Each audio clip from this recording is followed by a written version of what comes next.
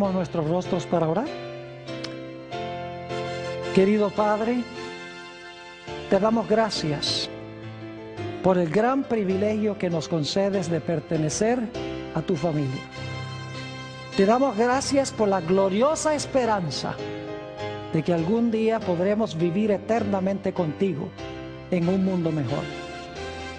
Pero mientras tanto, en este mundo, la gente muere.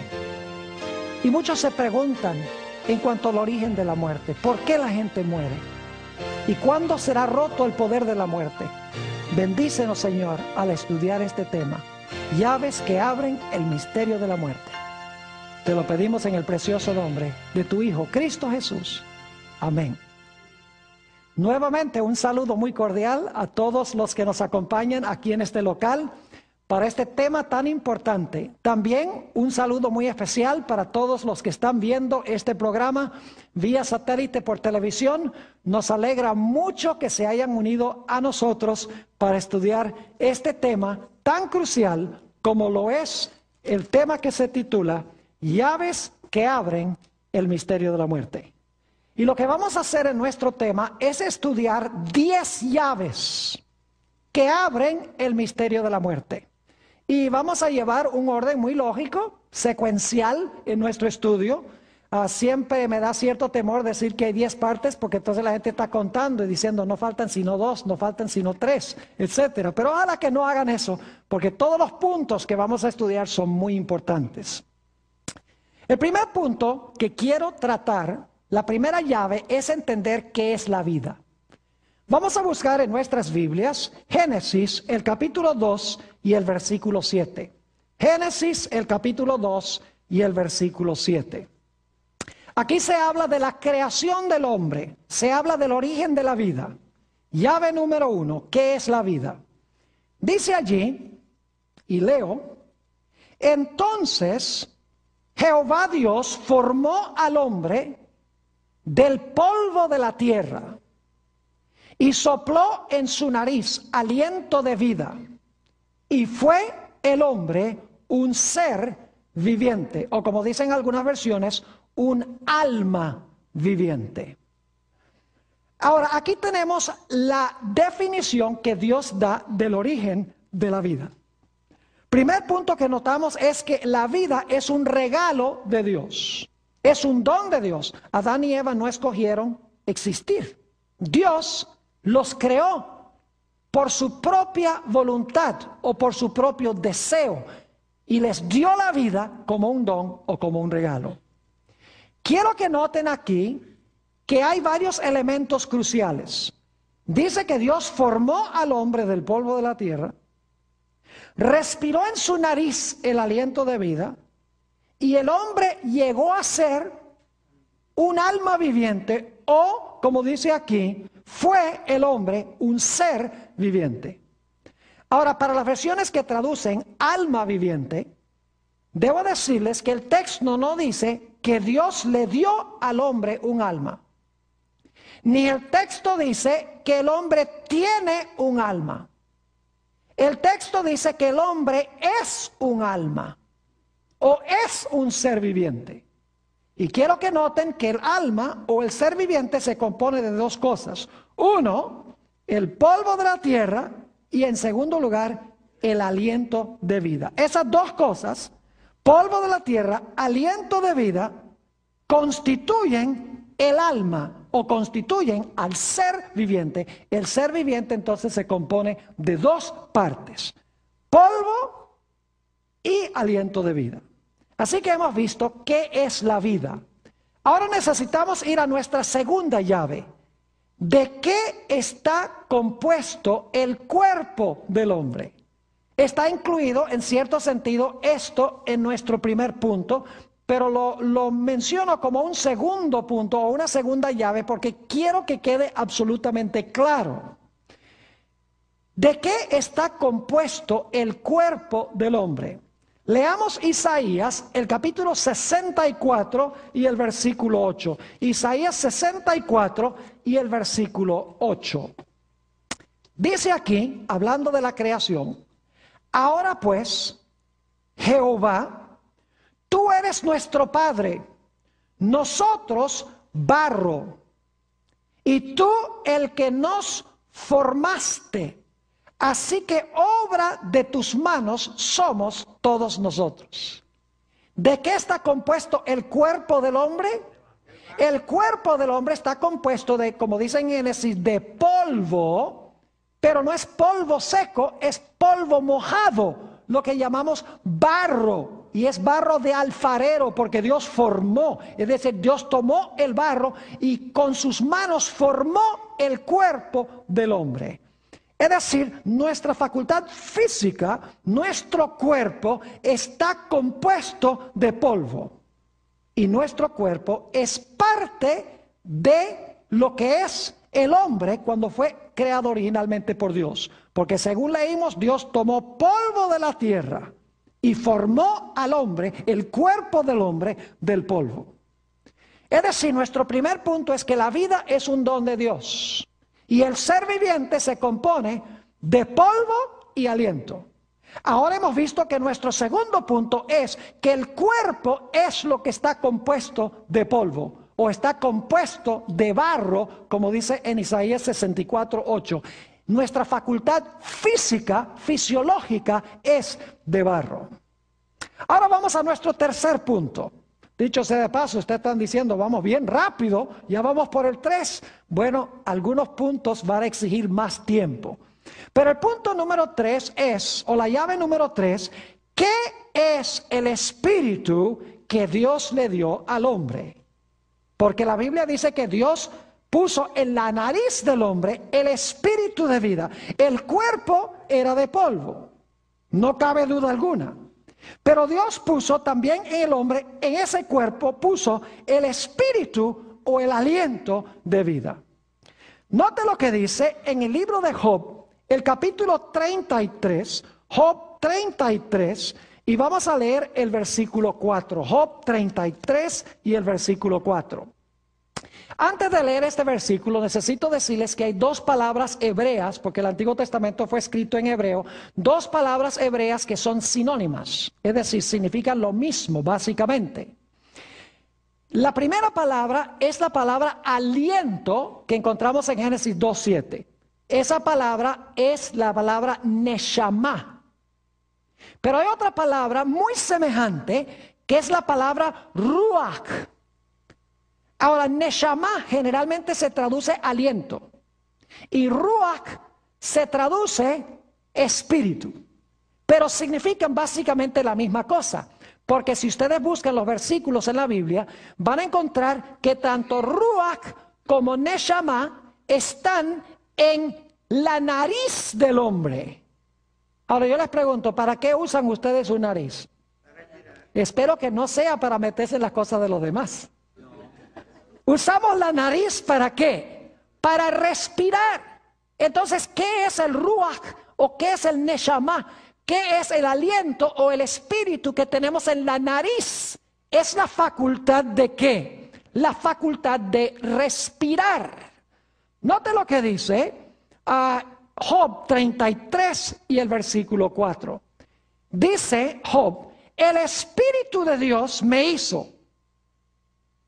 Y luego lo explica de otra forma. Dice, el espíritu de Dios me hizo y el soplo del omnipotente me dio vida. La primera palabra, espíritu, es ruach. La segunda palabra, soplo, es neshama.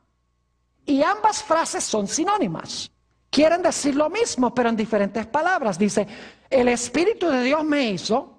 Es lo mismo que decir, el soplo del omnipotente me dio vida. Es decir, ruach y neshama están en la nariz y usamos la nariz ¿para qué? Para respirar. Es decir, el aliento o el espíritu son la corriente eléctrica que le da poder al hombre para que su corazón palpite, para que sus pulmones respiren y para que su sangre circule. Es decir, es la fuerza vital o la corriente eléctrica que le da poder al cuerpo para que el cuerpo pueda funcionar. Es decir, que cuando Dios hizo al hombre, Dios hizo su cuerpo de polvo, el cuerpo estaba inerte. No podemos decir que el cuerpo estaba muerto, pero el cuerpo estaba inerte, estaba sin vida. Pero luego Dios a ese cuerpo le dio la facultad de respirar. Y ahora entonces, cuando empezó a respirar, el corazón latió, los pulmones respiraron y la sangre comenzó a circular porque Dios le había dado al cuerpo la energía vital. Ahora vamos a nuestra cuarta llave. La cuarta llave es la pregunta: ¿qué es el alma? Ya hemos visto que el cuerpo del hombre es de polvo. Hemos visto que Dios le dio al hombre el espíritu o el aliento, que es la corriente eléctrica que le da poder al cuerpo para funcionar. Pero la pregunta: ¿qué es el alma? Bueno, si vamos otra vez a Génesis 2:7, dice claramente que Dios hizo al hombre de polvo, puso en su nariz el neshama o el aliento de vida, y el hombre llegó a ser un ser viviente o llegó a existir como un alma viviente. Entonces yo pregunto, ¿qué es el alma según Génesis 2:7? El alma es la persona en su totalidad. El alma soy yo. El alma es la persona que está viva. El cuerpo que tiene la capacidad de respirar, el cuerpo vivo funcionando, es el alma. El alma es cuerpo más aliento. Ahora voy a mencionarles solo de paso algunos versículos a donde se usa la palabra alma. En el Antiguo Testamento la palabra es nefesh. En el Nuevo Testamento la palabra griega es suje. Y voy a nada más mencionarles algunos versículos y otros los voy a leer sobre lo que es el alma. ¿Saben que esta palabra alma se traduce, esta palabra nefesh o suje, se traduce de diferentes formas en el Antiguo y el Nuevo Testamento? A veces las palabras se traducen vida. No se traducen alma, sino vida. A veces se traducen persona. El alma es la persona.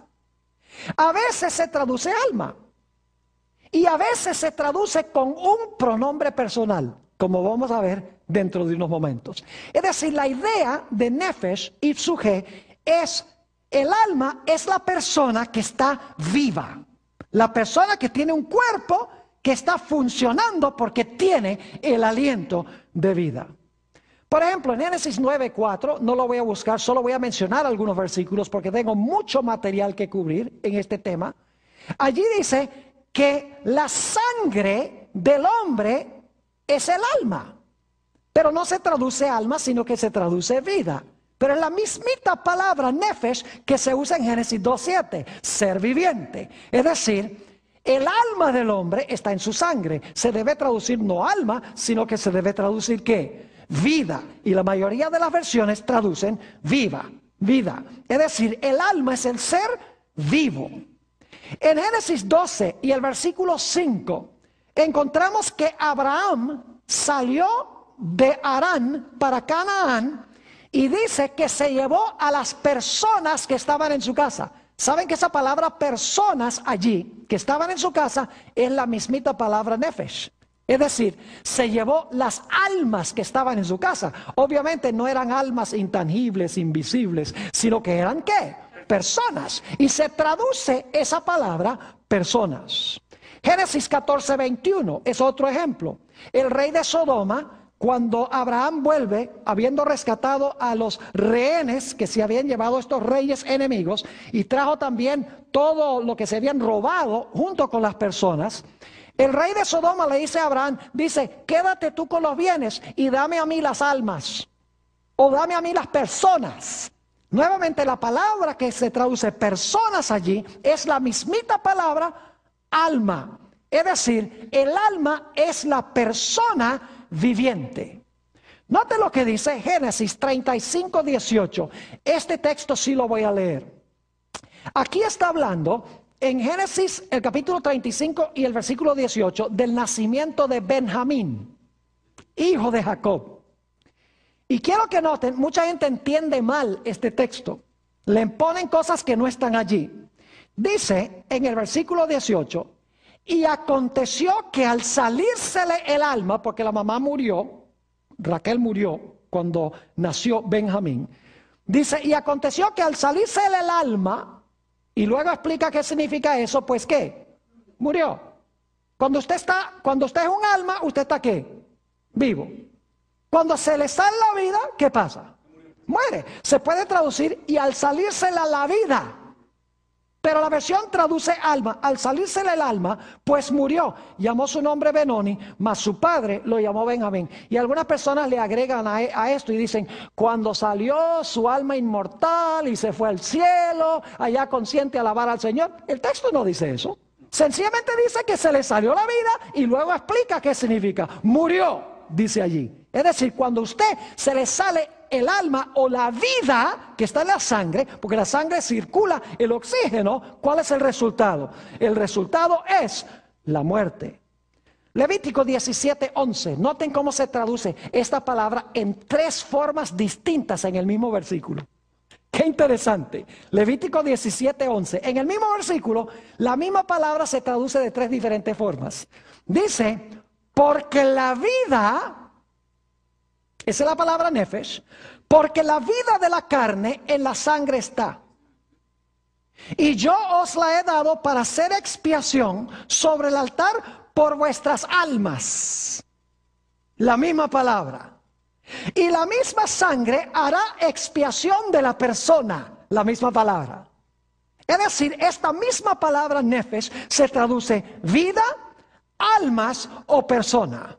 ¿Qué es el nefesh entonces? El nefesh es una persona que está ¿qué? Una persona que está viva. No es algo que el hombre tiene por dentro, sino que es la totalidad del hombre, del ser vivo.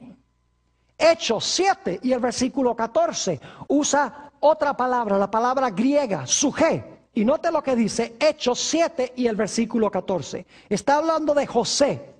Dice, José hizo venir a su padre Jacob y a toda su parentela en número de 75 suje. 75 ¿qué? Personas, dice en la versión del 60. Algunas versiones dicen 75 ¿qué? 75 almas. ¿Qué eran las almas? Las almas eran sencillamente personas vivas. El alma no es parte del hombre. El alma es el hombre vivo. ¿Está claro ese punto? Porque el mundo cristiano dice que el alma es algo que el hombre tiene por dentro de su cuerpo, que sale en el momento de la muerte. Ahora, ¿saben que la palabra suje en el Nuevo Testamento también se traduce con un pronombre personal? Fíjense, Mateo 16 y el versículo 26. Mateo 16, 26. Y luego vamos a comparar Lucas 9 y el versículo 25. Y vamos a comparar esos 2 versículos. Dice en Mateo 16, 26. Está hablando Jesús. Porque ¿qué aprovechará al hombre si ganare todo el mundo y perdiere su alma? Fíjense que Mateo dice, ¿de qué vale que se gane todo el mundo y pierda su alma? Pero vamos a ver cómo lo dijo Jesús en Lucas 9:25. Dice allí, pues ¿qué aprovecha al hombre si gana todo el mundo y se destruye o se pierde a sí mismo? ¿Qué es el alma?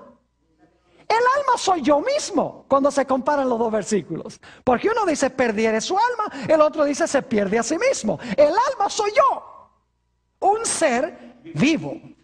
Noten también Mateo, el capítulo 2 y el versículo 20. Está hablando de Herodes que quería matar a Jesús. Y dice aquí, el ángel le dice a José, levántate, toma al niño y a su madre, y vete a la tierra de Israel. Ya Herodes ha muerto. Vete a la tierra de Israel, porque han muerto los que procuraban la muerte del niño. La versión de 60 no capta lo que en realidad dice el griego en que fue escrito el Nuevo Testamento. En realidad el griego dice, porque han muerto los que procuraban el alma del niño. ¿Cómo se debe traducir la palabra alma allí? Estaba buscando quitarle ¿qué? Quitarle la vida, porque el alma es la vida. Y por esa razón la versión del 60 dice, los que procuraban la muerte del niño, aunque la palabra muerte no está allí, pero se interpreta como el hecho de que querían quitarle la vida. Eso significa que querían, ¿qué? Matarlo. Ahora escuchen bien. La palabra alma y la palabra espíritu se usan 1658 veces en el Antiguo y el Nuevo Testamento. Y ni una sola vez, ni una de esas 1658 veces se usa la palabra alma o la palabra espíritu con la palabra inmortal o consciente. Nunca va a encontrar en la Biblia la expresión alma inmortal, espíritu inmortal. Ni va a encontrar nunca que el alma está consciente cuando sale del cuerpo o el espíritu está consciente cuando el hombre muere. No aparece en las Escrituras esa idea. En 1658 veces que aparece la palabra espíritu y la palabra alma. Vamos ahora a nuestra quinta llave que abre el misterio de la muerte. Ya hemos visto qué es la vida. Hemos visto de qué está compuesto el cuerpo del hombre. Hemos visto qué es el espíritu de vida que Dios le dio. Hemos visto qué es el alma. Ahora lo que queremos hacer es contestar la pregunta: cuando el hombre fue creado, ¿cómo se podía perpetuar o prolongar su vida? ¿Será que cuando Dios hizo al hombre le dio una batería inmortal que ni siquiera Dios le podía quitar? ¿Será que Dios creó al hombre inmortal y que el hombre tiene algo por dentro que no hay manera de matarlo? Ni siquiera Dios lo puede destruir. ¿Cómo podía, una vez que Dios creó al hombre, cómo podía prolongarse y perpetuarse la vida? ¿Era porque el hombre era inmortal o porque el hombre tenía que hacer algo para seguir viviendo? La Biblia tiene la respuesta. Vayan conmigo a Génesis 2 y el versículo 9. Dios colocó en el huerto del Edén dos árboles. Uno se conoce como el árbol de la ciencia del bien y del mal, y el otro es el árbol de la vida. Noten Génesis 2 y el versículo 9, dice: y Jehová Dios hizo nacer de la tierra todo árbol delicioso a la vista y bueno para comer. También el árbol de ¿qué? De la vida en medio del huerto, y el árbol de la ciencia del bien y del mal. ¿Por qué colocó Dios el árbol de la vida en el centro del huerto? Porque Dios tenía planeado de que el hombre continuamente comiera del árbol de la vida. No iba a comer una sola vez, sino que iba a regresar paulatinamente para comer. Es decir, el árbol de la vida era como un cargador de baterías. Y Adán y Eva iban a tener que venir al árbol de la vida, y yo pienso que es cada mes, y van a ver por qué razón más adelante. Cada mes debían venir y comer del fruto del árbol de la vida para reabastecer su vida y para continuar viviendo. Es decir, su fuente de vida no estaba dentro de ellos, la fuente de vida estaba fuera de ellos en un árbol, en el árbol que pertenecía a Dios. Y Dios le dijo a Adán y Eva: miren, si ustedes comen del árbol de la ciencia del bien y el mal, ese día ustedes van a ¿qué? Ese día ustedes van a morir, dijo Dios. Ahora yo pregunto, ¿cómo iban a morir si el hombre es inmortal? Sería absurdo decir, ¿van a morir si no pueden morir? Obviamente el hombre tenía que continuar comiendo del árbol. Es más, noten lo que dice Génesis 3, 22 al 24 sobre esto.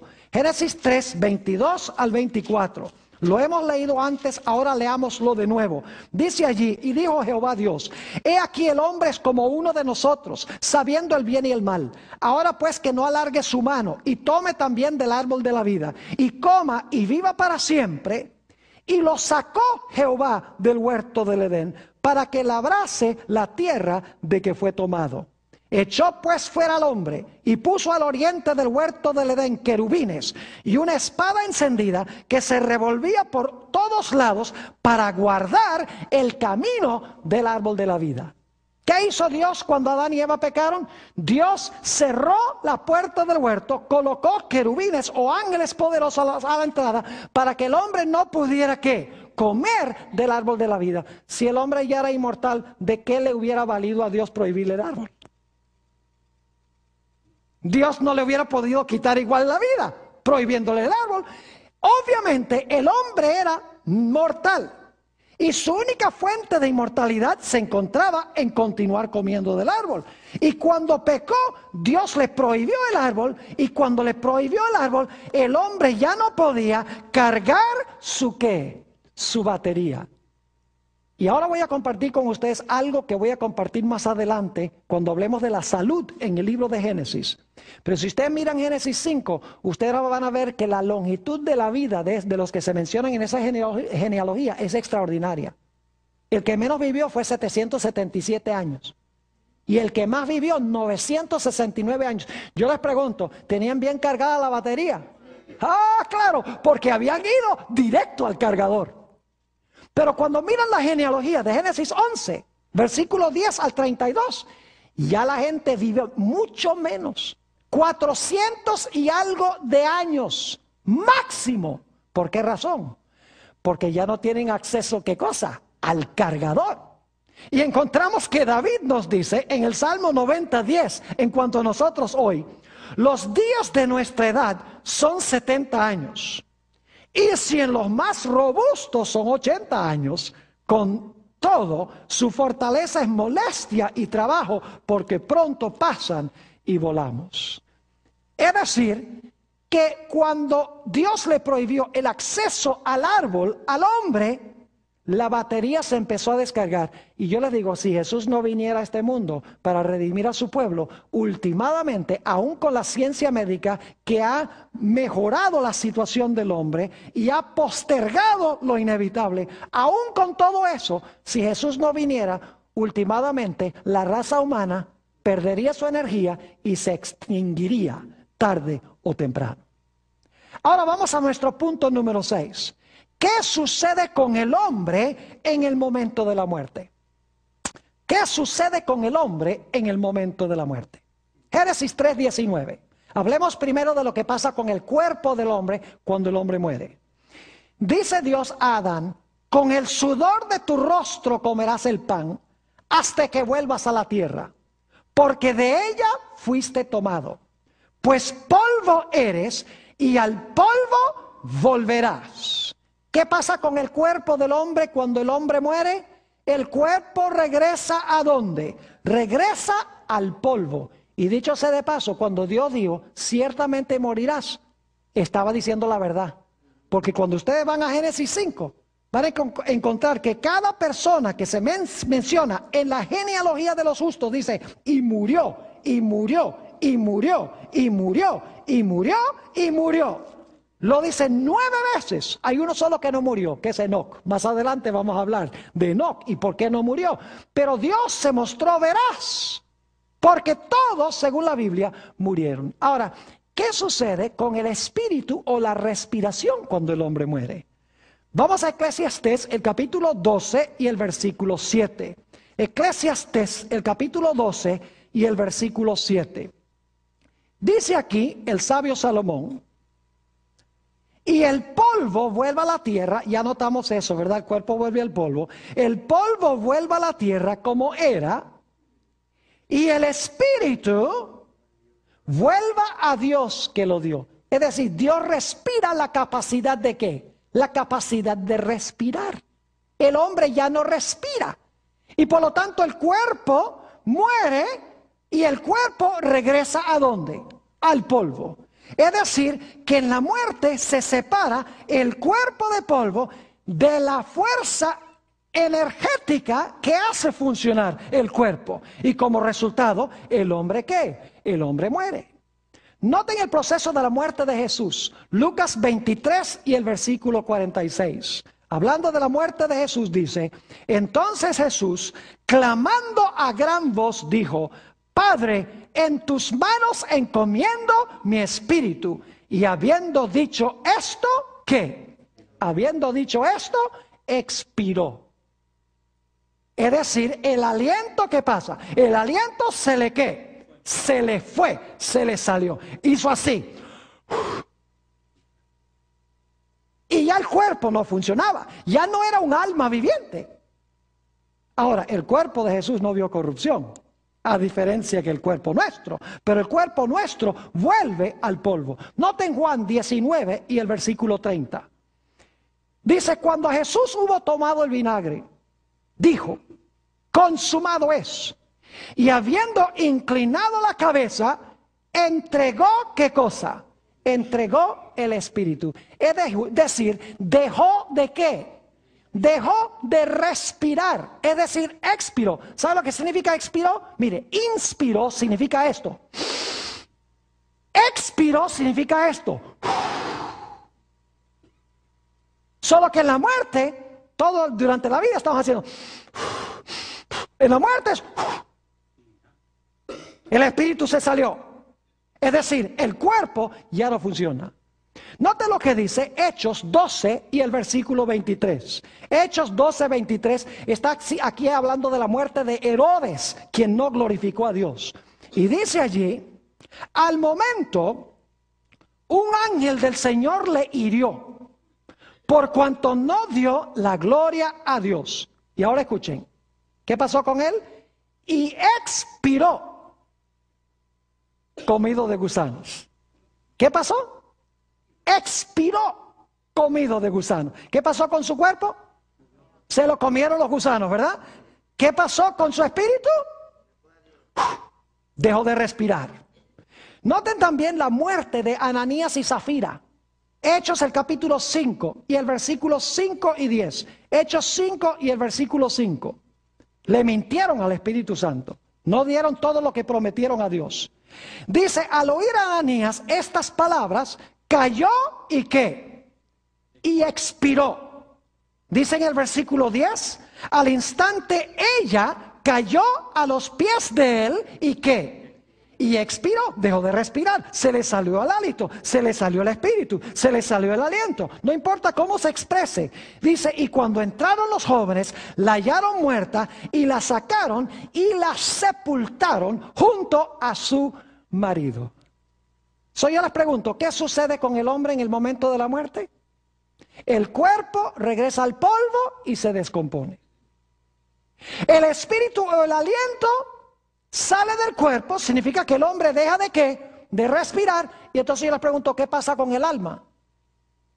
El alma ya no está. Porque el alma se compone de ¿qué? Cuerpo de polvo funcionando y respirando. Ese es el alma. Pero cuando una persona muere, como el cuerpo es separado del aliento, el cuerpo está muerto, no funciona, y el aliento sale del cuerpo, ¿qué pasa con el alma? El alma deja, por lo menos provisionalmente, ¿de qué? De existir, porque ya el cuerpo y el aliento no están juntos. Ahora vamos a la llave número 7 que abre el misterio de la muerte. ¿A dónde está el hombre en el período interino de la muerte?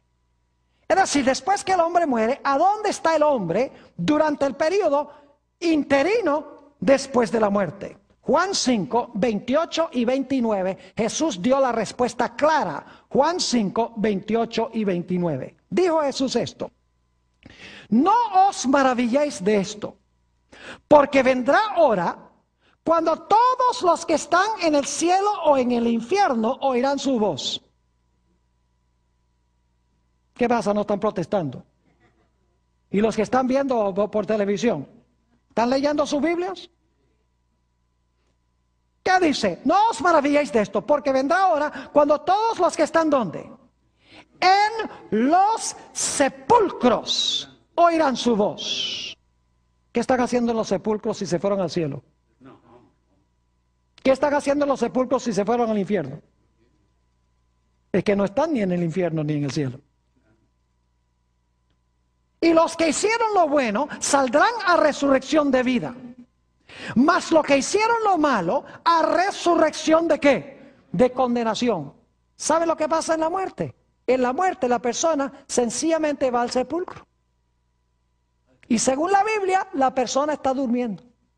Juan 11 y el versículo 11. El Señor Jesucristo, hablando de Lázaro, dice: nuestro amigo Lázaro duerme, mas voy ¿para qué? Despertarle.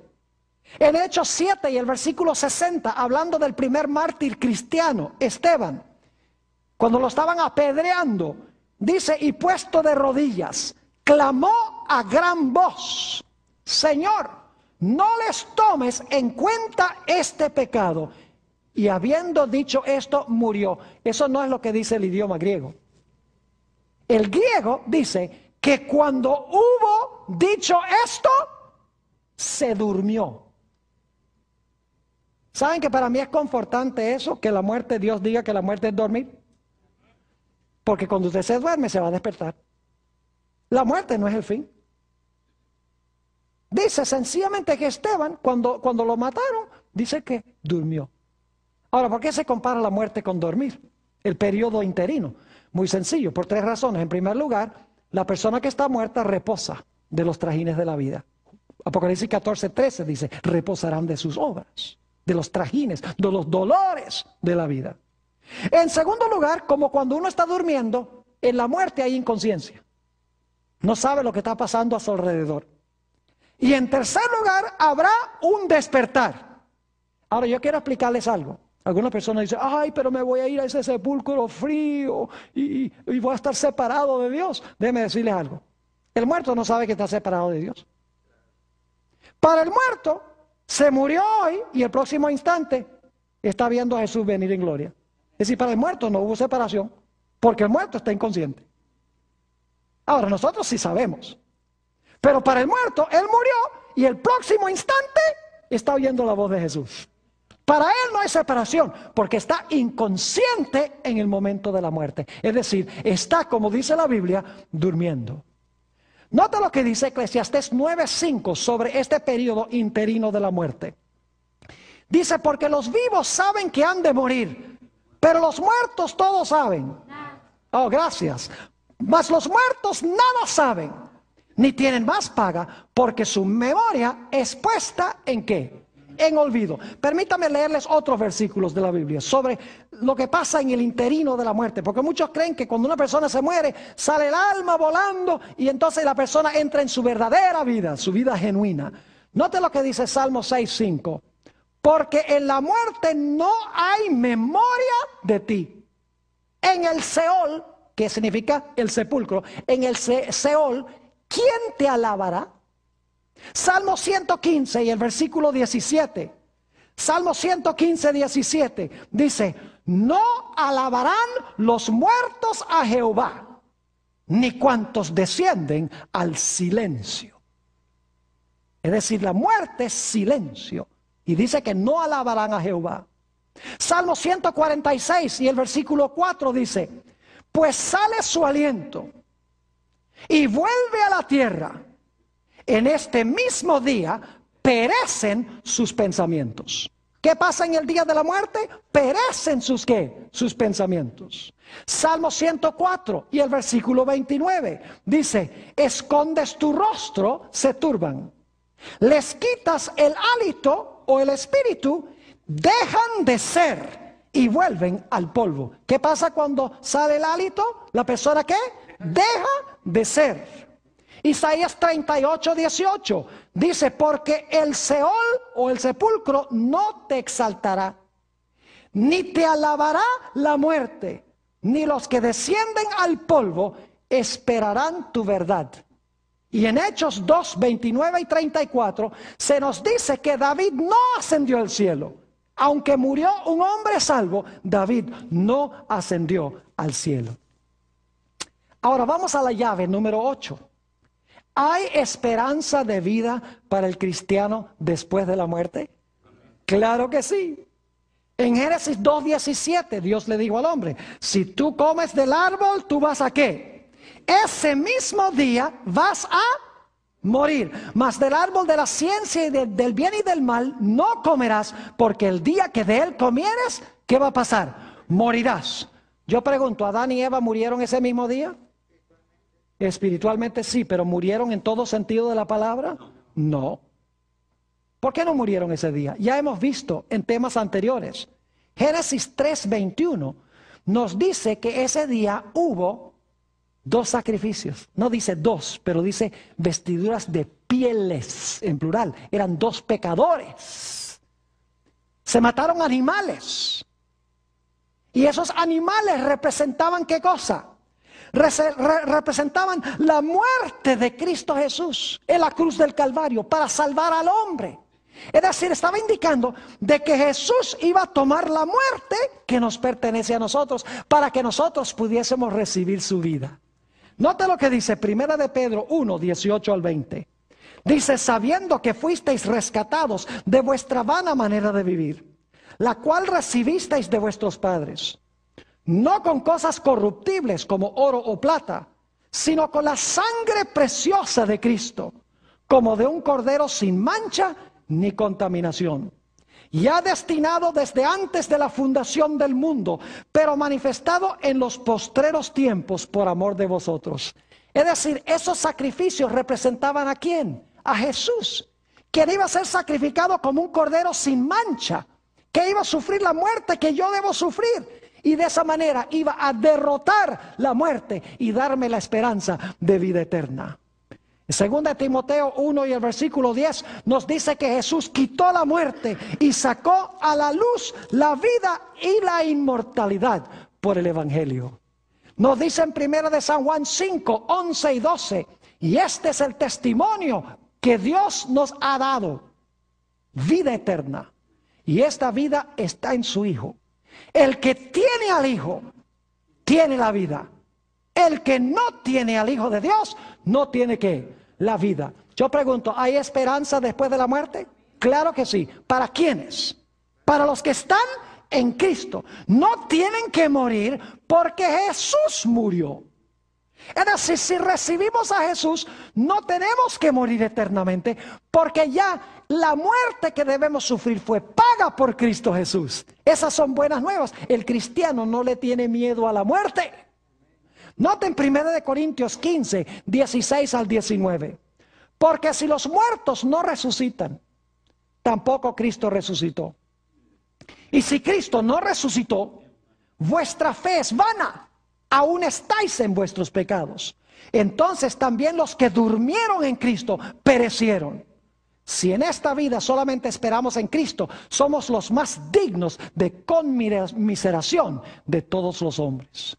Es decir, porque Cristo murió y resucitó, nosotros también, si morimos y estamos en Él, resucitaremos. Jesús dijo, porque yo vivo, vosotros también ¿qué? Viviréis. Ahora la pregunta clave es, ¿cuándo es que esta muerte va a ser derrotada y va a ser rota? Ahora yo tengo ahora, si estoy en Cristo, la garantía de vida, pero eso no significa que no voy a morir físicamente. Puede ser que yo muera, voy al sepulcro, pero mi vida está garantizada con Jesús. Es decir, mi nombre está anotado en el libro de la vida, del Cordero, como dice la Biblia. Y cuando Cristo venga, entonces me va a dar inmortalidad. Como dice en Juan 14, 1 al 3, no se turbe vuestro corazón. ¿Creéis en Dios? Creed también en mí. En la casa de mi Padre muchas moradas hay. De otra manera os lo hubiera dicho. Voy pues a preparar lugar para vosotros. Y si me fuere y os aparejare lugar, vendré otra vez y os tomaré a mí mismo, para que donde yo estoy, vosotros también estéis. Yo pregunto, ¿cuándo es que vamos a estar con Jesús? ¿En el momento cuando morimos o en el momento cuando Cristo venga?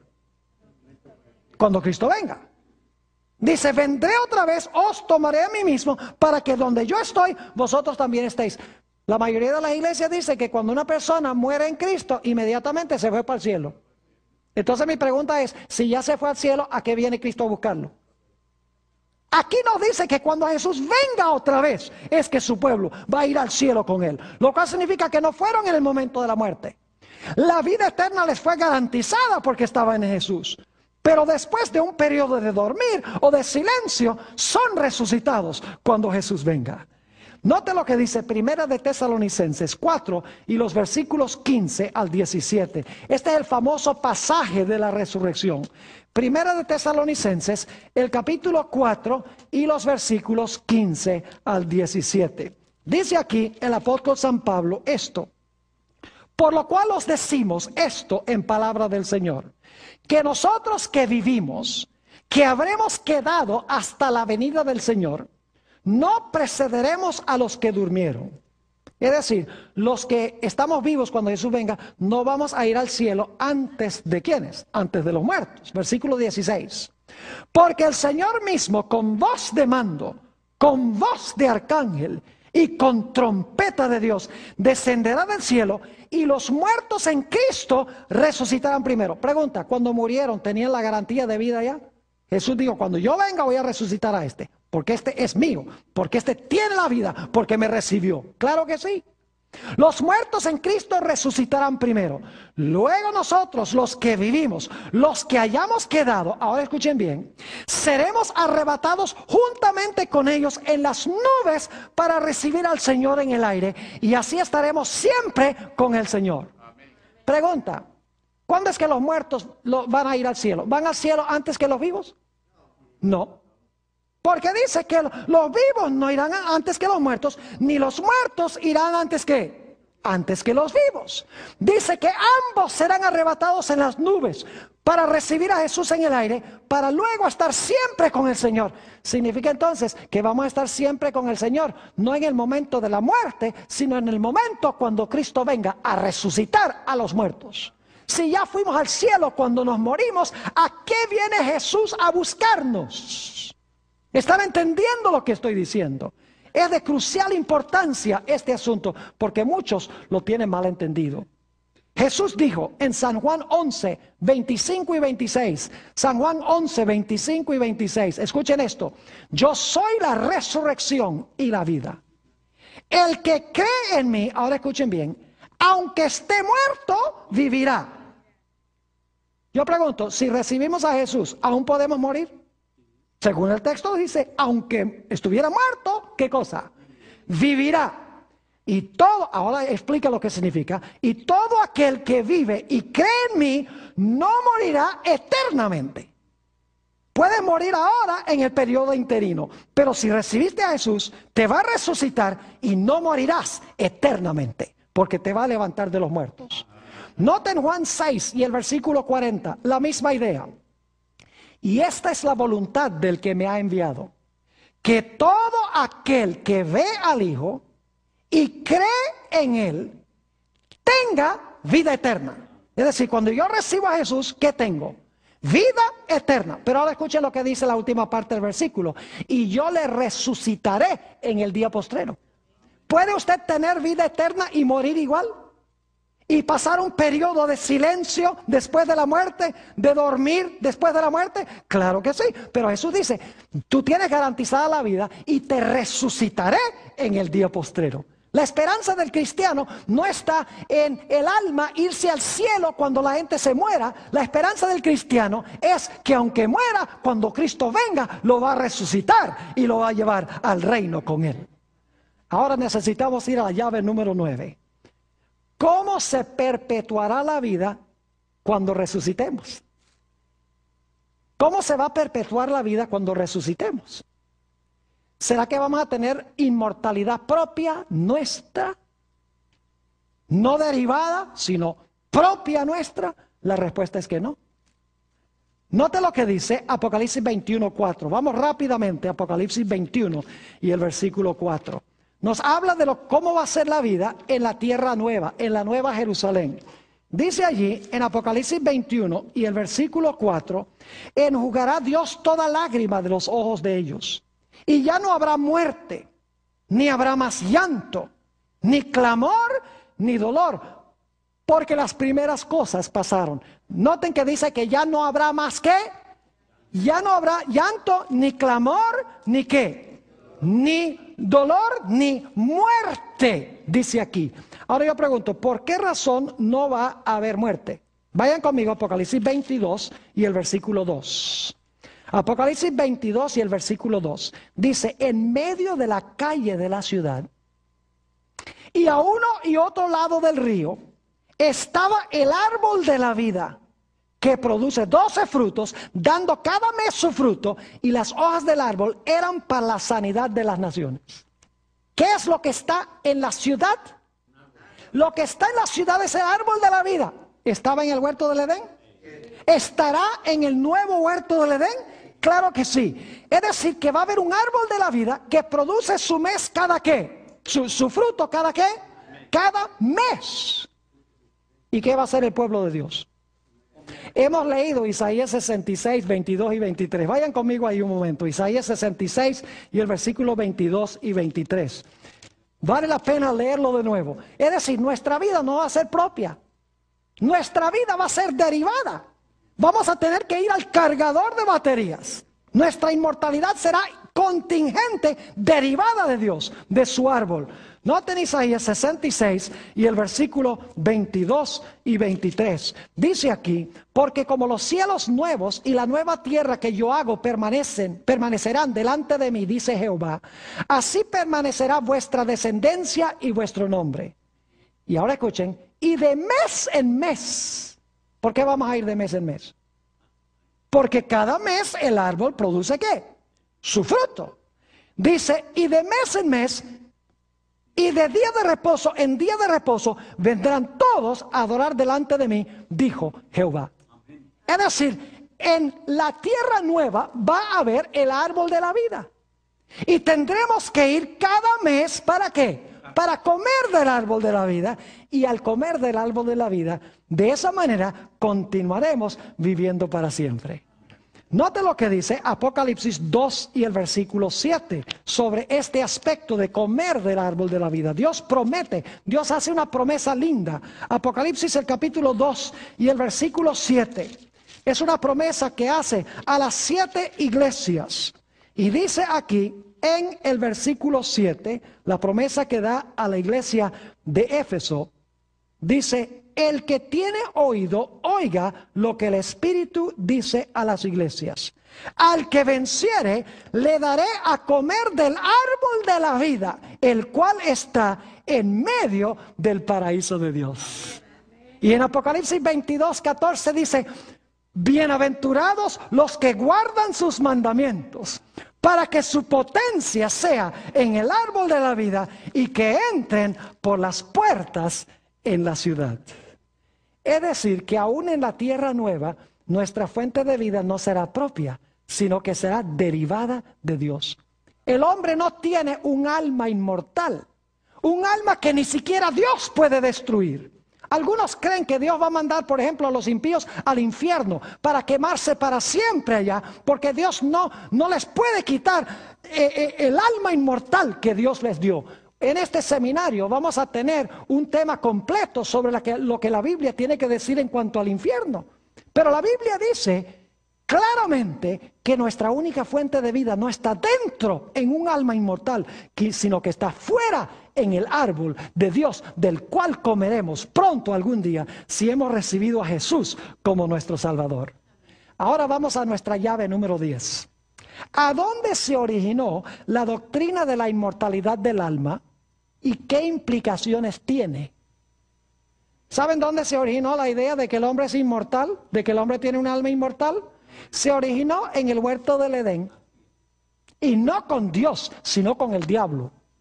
Escúcheme bien los que están viendo vía satélite por televisión. El diablo le dijo a Eva, ¿no qué? No moriréis, mas seréis como dioses, sabiendo el bien y el mal. ¿Quién fue el que dijo que el hombre es inmortal? No fue Dios, sino que fue ¿quién? Satanás. Y escuchen lo que les voy a decir. Hay varias implicaciones muy serias de esta doctrina que se enseña en la iglesia cristiana de que el alma del hombre es inmortal. En primer lugar, esta falsa doctrina glorifica al hombre. Le atribuye al hombre lo que le pertenece solamente a Dios. ¿Saben que los teólogos dividen los atributos de Dios en atributos comunicables e incomunicables? Los comunicables, los atributos comunicables de Dios son los que Él comparte con nosotros, como amor, misericordia, bondad. Nosotros podemos tener todas esas características. Los atributos incomunicables son como, por ejemplo, omnipotencia. Es propio de Él. Omnisciencia, saber todo. Omnipresencia. Y los teólogos dicen, omnipresencia, omnisciencia, omnipotencia, esos le pertenecen solamente a Dios.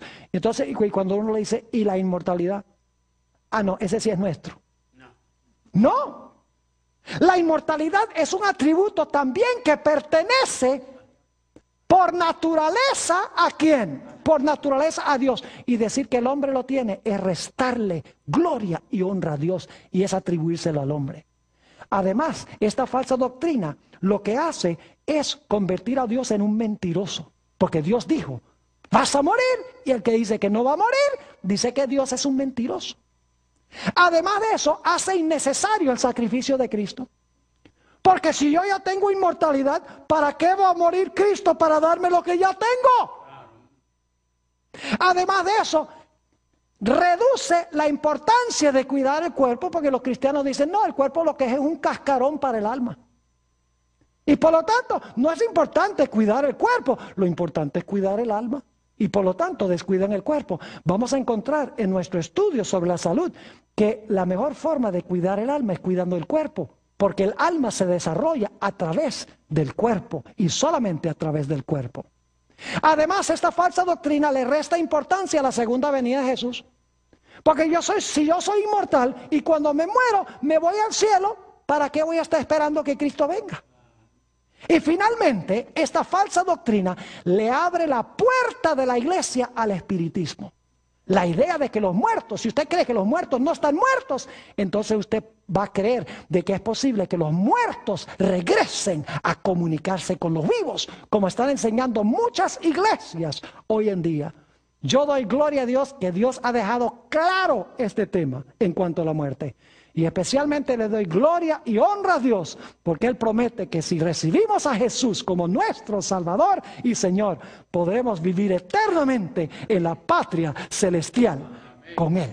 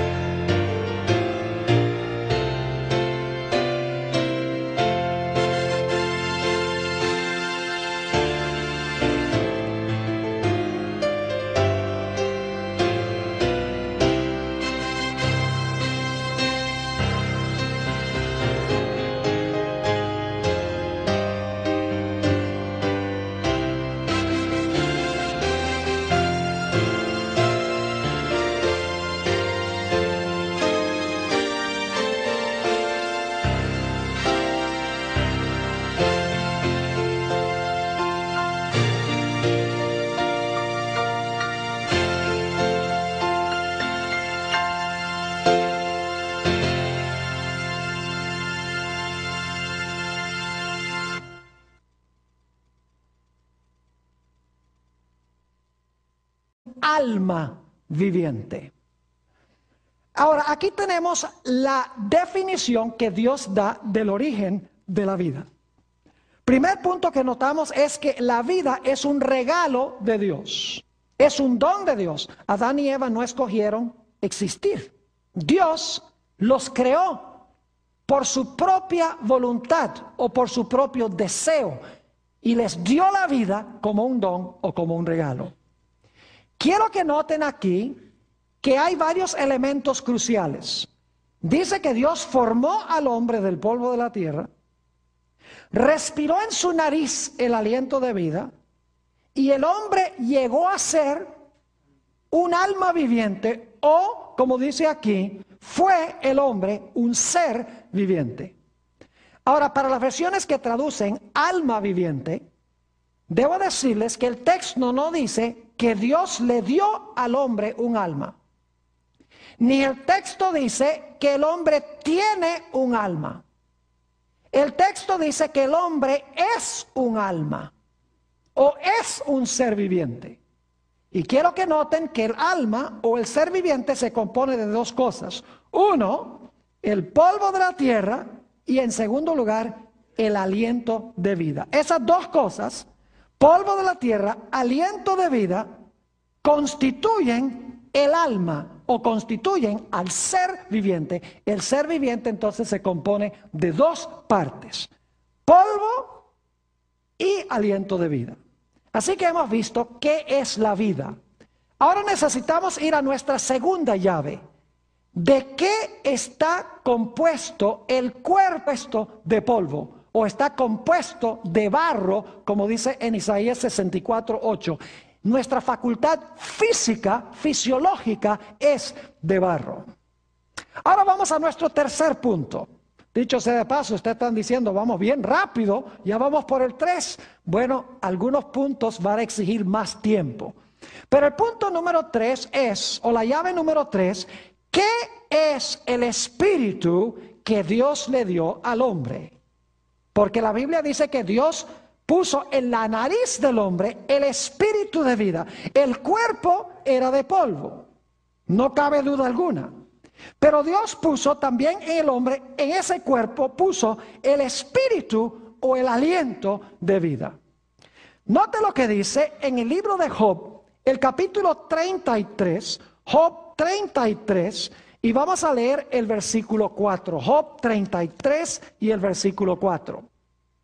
Antes de leer este versículo, necesito decirles que hay dos palabras hebreas, porque el Antiguo Testamento fue escrito en hebreo, dos palabras hebreas que son sinónimas, es decir, significan lo mismo básicamente. La primera palabra es la palabra aliento que encontramos en Génesis 2:7. Esa palabra es la palabra neshama. Pero hay otra palabra muy semejante que es la palabra ruach.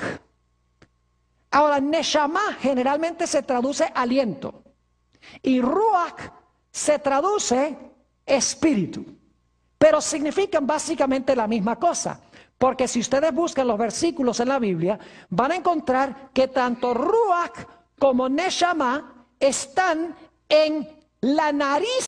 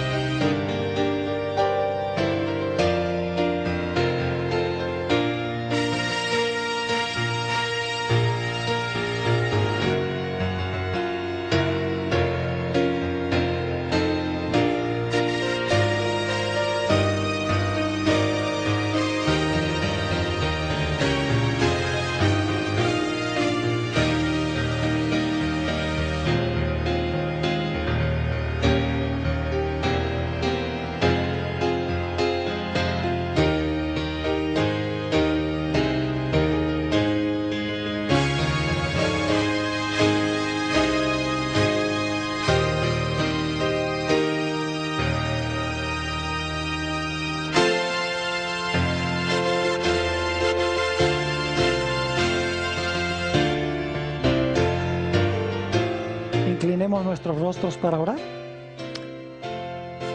Querido Padre, te damos gracias por el gran privilegio que nos concedes de pertenecer a tu familia. Te damos gracias por la gloriosa esperanza de que algún día podremos vivir eternamente contigo en un mundo mejor. Pero mientras tanto, en este mundo, la gente muere. Y muchos se preguntan en cuanto al origen de la muerte, ¿por qué la gente muere? ¿Y cuándo será roto el poder de la muerte? Bendícenos, Señor, al estudiar este tema. Llaves que abren el misterio de la muerte. Te lo pedimos en el precioso nombre de tu Hijo, Cristo Jesús. Amén. Nuevamente un saludo muy cordial a todos los que nos acompañan aquí en este local para este tema tan importante. También un saludo muy especial para todos los que están viendo este programa vía satélite por televisión. Nos alegra mucho que se hayan unido a nosotros para estudiar este tema tan crucial como lo es el tema que se titula Llaves que abren el misterio de la muerte. Y lo que vamos a hacer en nuestro tema es estudiar 10 llaves que abren el misterio de la muerte. Y vamos a llevar un orden muy lógico, secuencial en nuestro estudio. Siempre me da cierto temor decir que hay 10 partes, porque entonces la gente está contando y diciendo no faltan sino 2, no faltan sino 3, etc. Pero ojalá que no hagan eso, porque todos los puntos que vamos a estudiar son muy importantes. El primer punto que quiero tratar, la primera llave, es entender qué es la vida. Vamos a buscar en nuestras Biblias Génesis, el capítulo 2 y el versículo 7. Génesis, el capítulo 2 y el versículo 7.